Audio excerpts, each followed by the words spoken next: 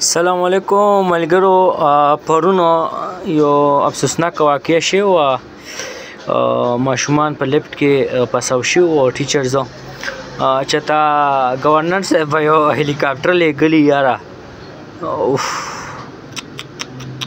هغه جیویایي والا مې ولیدل که نه، قسم دی کومې پرې خپله ایډې کې چې ته لیدلي چې ما سره دومره جیویایي والا دي یار، زه خو اریان دریان وم یا کومه ته دا پته مې وه چې دا خو جیویایي والا دی.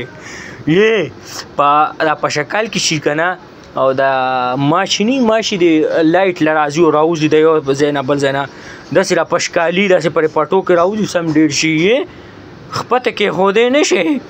اورې همدغه شان پرون جیویایي والا راوتي او دا پیپړې نه سم هواګانې پکې بندې کړې وې. وایي ګورنر صاحب جیب هلیکاپټر لیږلی دی. ټولو ته وایم پر هلیکاپټر هم ترپال واچوئ. ها دومره غیم هم جوړه کړې ما وې که چېرته مولانا صاحب حریم شاه باندې کیس وکړو یا جیویایي والا څه داسې په لاس ورغله د حریم شاه په صفایي باره کې، او یا چې هغه سوات باجوړ افسوسناکه واقعه شوې وه په هغې باندې تاسو احتجاج وکړئ. یاره ظالمانو شرم وکړئ، په دې څه احتجاج وکړئ. دا دوه مسلې حریم شاه وی چې مولانا صاحب مانا د اجړه ریکوایرمنټ کړو، زه ګورې نه یم ښه هغه وایي ټیک شو، هغې له څه بندوبست وکړې ټیک شو، ته هغې له څه جواب ورکړې څه کیس پې وکړې. د باجوړ کې بلا ماشومانان د مدرسو شهیدان کړلو، کورونه د خلکو ړنګ کړل، د ماشومانان د ګل په شان. زما بچی دی که نه، قسم په خدای ویښته ولم څوک نشي ازاروی. زما دنیا د دنیا د ډه سر مې دی ټیک شو. ته د یو کونه د ماشوم بوت او مشران وایي موږ مدرسې ته لیږلو، شرم پکار دی په هغې څه تحقیق وکړې، پېښور او اسلام آباد او څه وکړې، دا نه وکړې څه وکړې یار، چې کم از کم خلکو ته وارثانو ته خو پته ولګي چې یاره جیویایي والا په جلسه کې مړه شوي شهیدان شوي. سوري ډېر